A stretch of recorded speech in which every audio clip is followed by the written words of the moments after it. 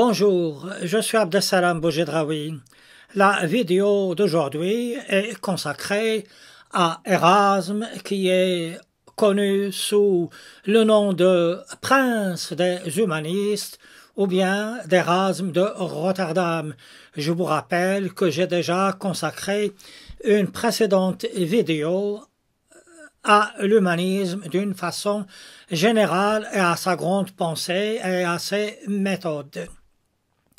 Aujourd'hui donc, on va tâcher de comprendre l'essentiel de la pensée de ce grand penseur hollandais qui est Erasme.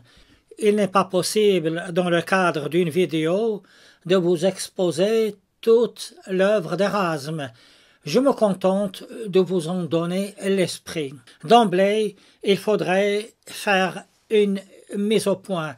Il y a une notion qui est essentielle.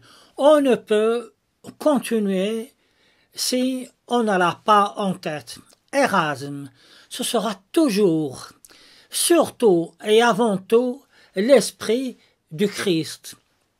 Il n'y a chez Erasme rien d'autre que cela.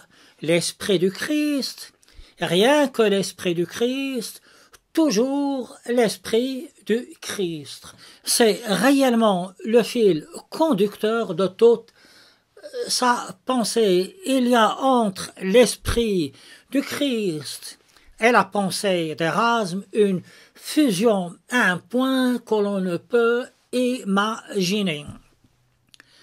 Quand on dit l'esprit du Christ, cela signifie la paix. Erasme, toute sa vie, sera un homme de paix. Il va entretenir une très longue correspondance avec des chefs d'État, des grands penseurs, des grands philosophes, pour leur parler de paix. Ainsi, quand il va correspondre avec Charles Quint, c'est pour lui parler de paix, toujours de paix. Il lui dit qu'il faut qu'il écoute le peuple, il faut qu'il écoute les gens. En ce sens, il est à l'opposé d'un autre penseur politique qui est Machiavel, qui met la raison d'État au-dessus de tout. Ça peut aller chez Machiavel jusqu'à demander au chef d'État, à celui qui gouverne, de renier sa parole pour préserver justement la force de l'État. Chez Erasme, c'est tout à fait le contraire. C'est l'humain qui compte puisque nous sommes dans le siècle de l'humanisme. Et pour Erasme, une paix même injuste, même pas honorable du tout, cette paix-là, elle vaut mieux que la plus glorieuse des guerres et la plus juste des guerres. C'est pour vous dire combien cet homme est attaché à la paix, toujours à la paix. Et comme je l'ai dit, tout cela, il le tient de l'esprit du Christ. De l'esprit du Christ, il y a aussi autre chose, c'est la simplicité. Chez Erasme, il y a une grande simplicité, que ce soit dans sa vie, que ce soit dans sa pensée. Il ne veut pas de toutes ces pensées qui viennent parasiter de toutes ces choses superflues dont on n'a que faire. L'essentiel pour lui, c'est la simplicité et c'est la simplicité du Christ. L'autre point, c'est que la charité. Mais quand on dit la charité et la bonté, ce n'est pas au sens actuel où il y a de la condescendance, non. C'est au sens ancien, c'est-à-dire avant tout la bonté et la paix. Cela rejoint toujours l'esprit du Christ. Mais Erasme, avec son discours de simplicité, de paix, de bonté, de charité, ne s'adresse pas uniquement aux clercs, c'est-à-dire aux gens de l'Église. Il s'adresse avant tout aux laïcs et même à d'autres personnes qui ne sont pas religieuses, qui ne sont pas chrétiennes, puisqu'il s'adresse de même à ceux qui habitent de l'autre côté de la frontière, c'est-à-dire aux Ottomans. N'oublions pas que l'Empire ottoman, dans ce siècle-là, de la fin du XVe et début du XVIe, l'Empire ottoman était aux portes de l'Europe. Mais il y a une chose qui est très intéressante chez Erasme, et en ce sens il est en avant sur son époque. Il s'adresse également aux femmes pour leur parler de la charité de Christ, mais pas seulement ça, et pour leur parler d'éducation. Il veut que les femmes soient éduquées, il veut que les femmes elles-mêmes puissent accéder à la parole du Christ. Honnêtement, moi je trouve que c'est quand même quelque chose, cette histoire-là, que de vouloir mettre les femmes à ce plan-là aussi élevé. Mais quand on parle d'Erasme, quand on pense à ce siècle, le siècle de la Renaissance, on pense que c'était un siècle où tout était extraordinaire, le plus grand des bonheurs dans le plus grand des siècles, puisqu'on parle de Renaissance avec tous ces grands apports esthétiques au niveau de la peinture, au niveau de la sculpture, au niveau artistique qui ont eu lieu à Florence sous l'impulsion des Médicis.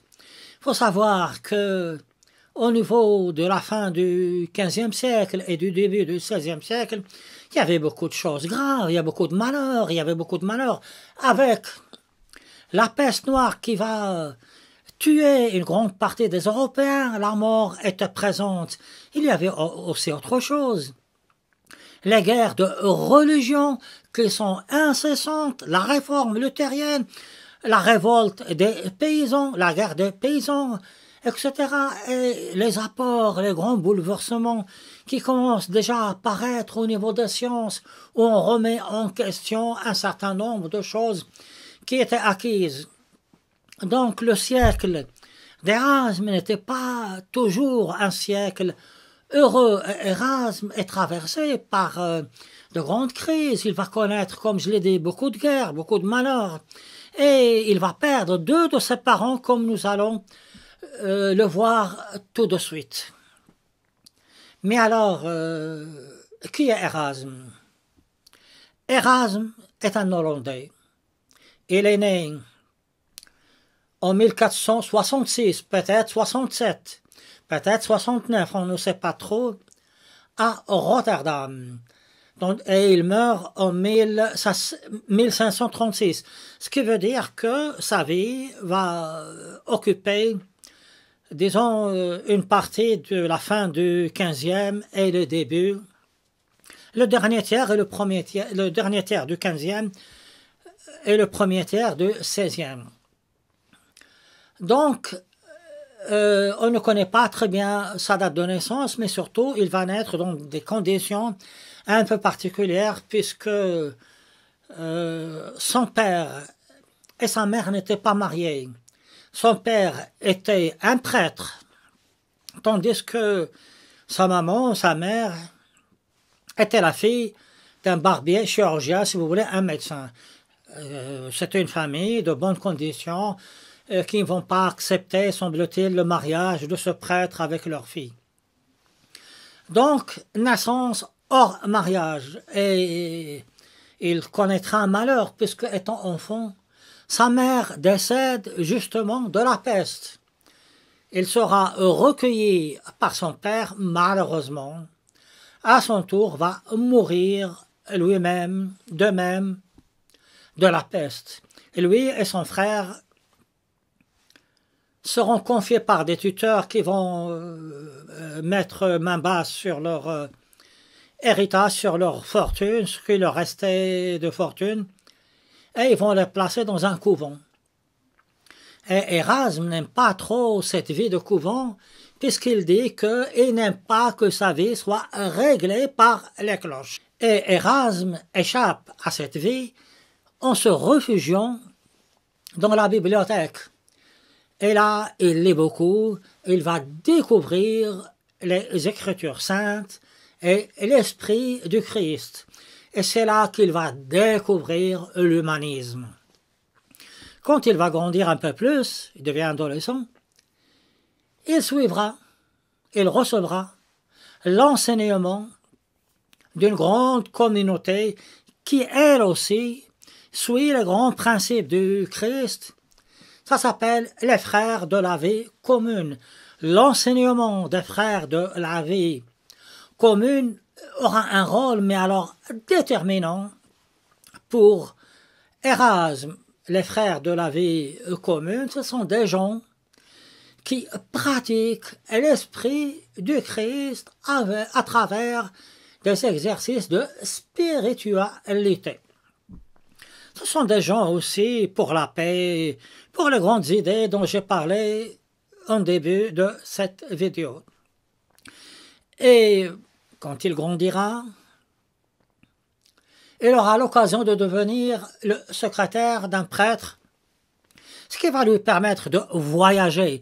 Et je peux vous dire que Érasme va beaucoup voyager un peu partout en Europe. Il ira bien en Suisse, en Italie, en Angleterre, en France.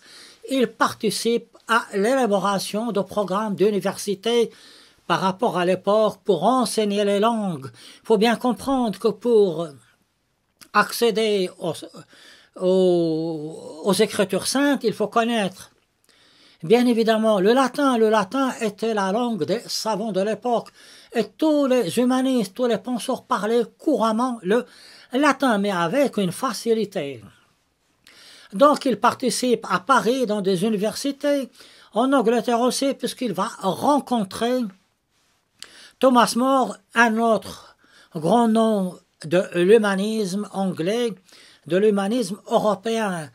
Et il va faire des efforts pour que les gens puissent accéder à l'enseignement, sortir de l'ignorance. Et pour cette raison, pour tous ces voyages, pour toutes ces choses qu'il va faire au niveau des universités, au niveau des grands philosophes, au niveau des grands scientifiques qu'il va rencontrer, qu'il y aura un programme européen d'échange universitaire qui s'appelle Erasmus.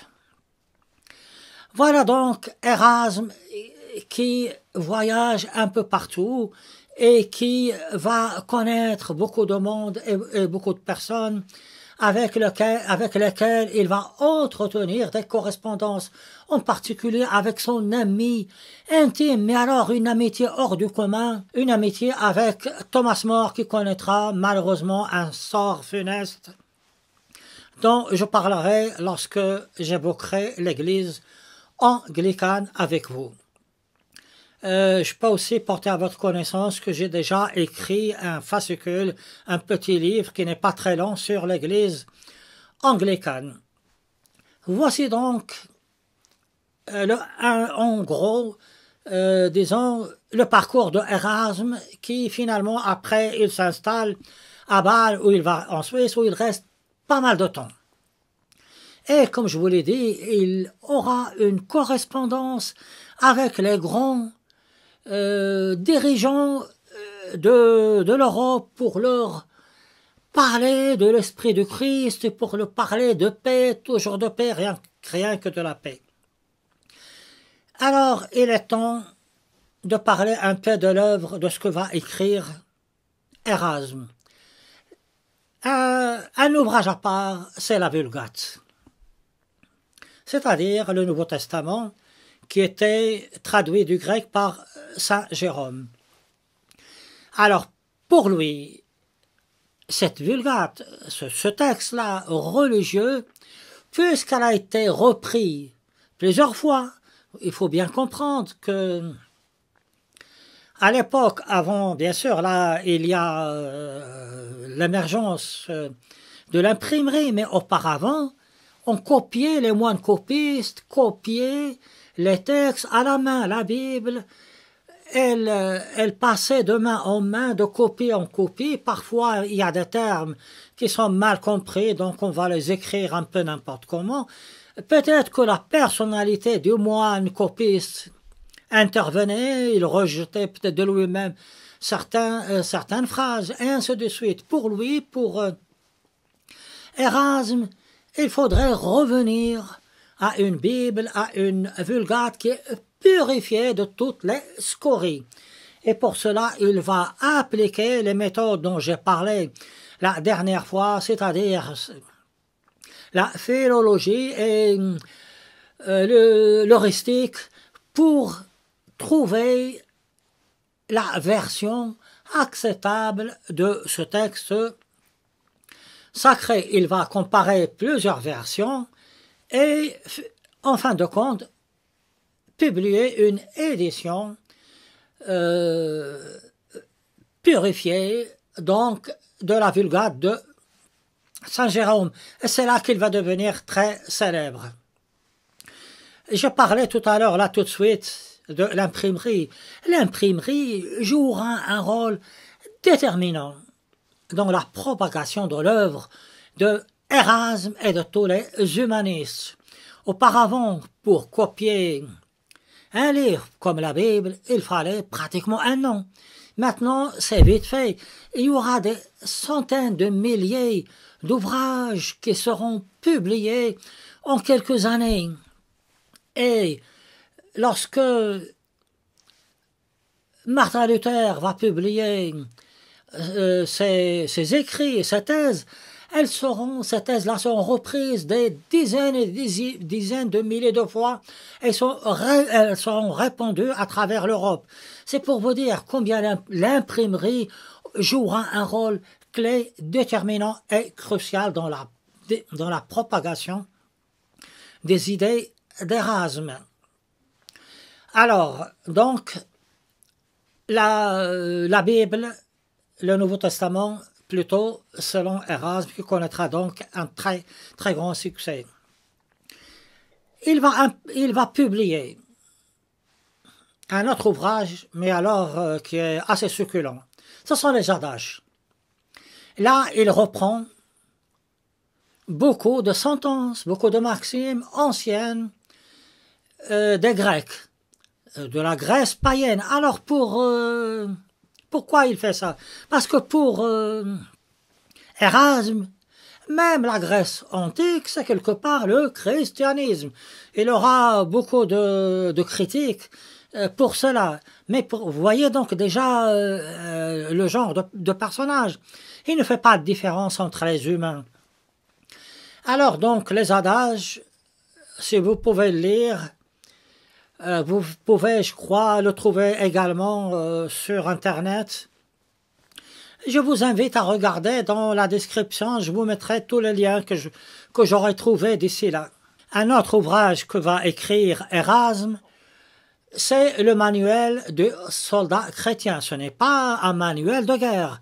C'est arrivé dans des circonstances particulières. Il y avait une femme qui était très pieuse, très catholique, très fervente, pratiquante, qui avait un mari soldat qui était un peu volage, qui n'était pas très croyant. Elle va demander par un ami intermédiaire à elle, elle va donc demander à Érasme d'écrire quelque chose pour que son mari revienne vers le droit chemin et devienne comme elle un pratiquant. Et c'est ce manuel-là qui aura un succès, un très grand succès. Là encore, il reprend les grandes idées du Christ, c'est-à-dire l'esprit du Christ, puisqu'il expose dans un premier temps les tentations qu'il y a chez l'être humain pour le faire dévier de l'esprit du Christ. Et qu'est-ce qu'il faut faire pour justement retrouver cet esprit du Christ? Alors, comme je l'ai dit, cet ouvrage sera très connu, très diffusé. Il va largement contribuer à la célébrité d'Érasme. Ceci nous mène à une grande idée d'Érasme qui dit que on ne naît pas homme, on le devient. C'est une idée qui est très importante et, dans mon avis personnel, elle sera reprise par Jean-Paul Sartre dans son petit livret « L'existentialisme est un humanisme ». D'autres grandes idées chez Érasme est que, avant de vouloir changer les autres, il faudrait d'abord changer soi-même. Pour que les autres vous respectent, il faudrait d'abord commencer par vous respecter. Il faut d'abord commencer par aimer soi-même, s'aimer soi-même avant d'aimer les autres. Attention, il ne s'agit pas là de l'orgueil, de la vanité. C'est le respect de soi qui puis et qui pourra donner le respect des autres. C'est une idée qui est très importante chez Erasme et qui sera reprise là de même par d'autres grands penseurs. Nous arrivons maintenant à l'œuvre la plus célèbre et celle qui est connue du grand public, Éloge de la folie, l'éloge de la folie. Ici, pour avancer ses idées et critiquer la théologie, l'hypocrisie de beaucoup de personnes de son époque qui se drapent dans la religion pour faire des choses qui sont strictement à l'encontre de l'esprit du Christ, il va utiliser un subterfuge qui consiste à dire « ce n'est pas moi qui parle, c'est la folie qui parle. Ce n'est pas moi qui dis « je fais cela », c'est Dame Folie qui dit « voilà ce que je fais ». Donc, à chaque fois, il dira « mais non, moi, je ne dis pas cela. C'est Dame Folie, c'est la folie qui dit cela. » Et je peux vous dire que l'éloge de la folie, comme les autres œuvres d'Erasme, sont encore d'actualité. Vous savez, pour vous procurer les œuvres d'Erasme, vous pouvez déjà prendre les traductions qui sont déjà tombées dans le domaine public, ou bien tout simplement dans votre médiathèque, dans la bibliothèque de votre quartier, les emprunter. C'est la façon la plus simple et s'ils ne sont pas disponibles, vous demandez à la responsable de vous les procurer, c'est-à-dire qu'elle les achète pour la bibliothèque. Donc, l'éloge de la folie est l'œuvre maîtresse d'Erasme, celle qui est la plus connue et dans laquelle il y a encore toujours l'esprit du Christ. Je crois qu'il est temps de replacer Erasme au sein de son époque et des grandes réformes. Lorsque Erasme écrit, par exemple, le manuel du soldat chrétien et qu'il parle de l'essentiel, l'essentiel c'est l'esprit du Christ, c'est la croyance en Dieu et cette fusion avec le Christ, il ne fait que préparer la survenue de la réforme de Martin Luther. Certains ont même pu dire que sans ce livre, ce manuel, jamais Martin Luther n'aurait écrit ses 95 thèses, où on peut dire qu'il va beaucoup influencer Martin Luther.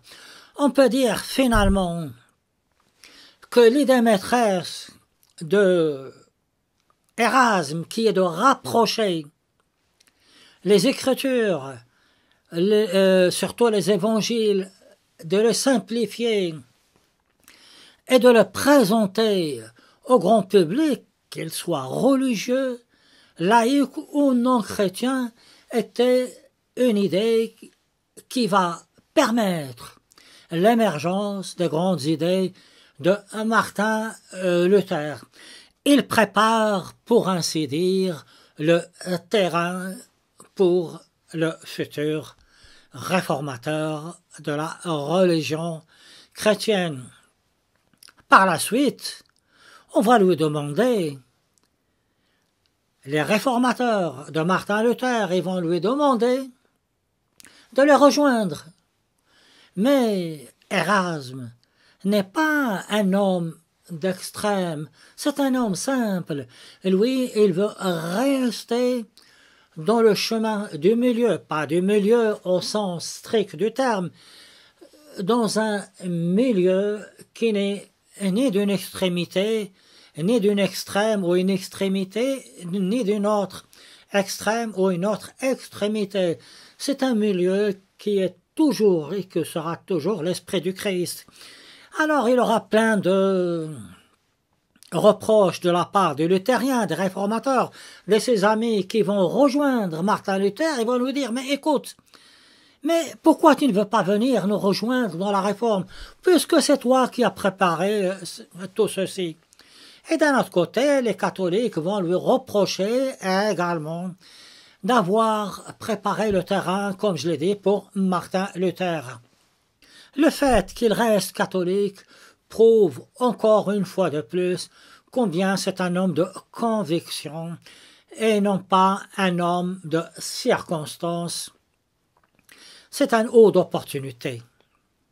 Reste un dernier mot sur Erasme, qui est l'opposition théologique entre Martin Luther, qui prône le serf arbitre, et Erasme, le libre arbitre. Pour Erasme et pour toute la théologie catholique, il y a toujours chez l'humain une possibilité de faire le bien ou bien de faire le mal. Le bien est présent, le mal est présent, c'est-à-dire qu'il y a le péché et il y a ce qui n'est pas péché. Et lorsque il y a le péché, vous avez toujours la possibilité, selon la foi catholique, d'éviter ce chemin qui n'est pas bon pour emprunter le bon chemin. Et comment est-ce qu'on a cette foi? Par les actions, par la charité. C'est-à-dire des actions et de la charité, mais qui est quand même, comme je l'ai dit dans une précédente vidéo, supervisée par l'Église et par les prêtres. Donc, il y a toujours un libre arbitre chez l'humain selon la foi et la théologie catholique. Il y a le péché, il y a le bien, et on peut l'éviter si vous voulez. Et on a à la fois la justification par les actions. Tandis que chez Martin Luther, ce sera autre chose. C'est-à-dire qu'on ne peut avoir la justification que par la foi, que par la croyance en Dieu. Tous les actes que vous ferez, tous les actes que vous feriez, toutes les indulgences que vous achèteriez ne serviront à rien. Tout le monde est pécheur, mais on peut être absous quelque part. Par la foi en Dieu, ça va être un grand débat théologique qui continue encore de nos jours, celui du libre arbitre et du serf arbitre. Comme je vous l'ai dit déjà, on pourrait parler des heures et des heures d'Erasme, mais le plus important est que chez Erasme, il y a un message de paix. Quelles que soient les circonstances, la paix, la simplicité, l'amour du prochain, la charité. Je suis Abdesalam Boujedraoui, je vous remercie pour votre patience et à une prochaine vidéo.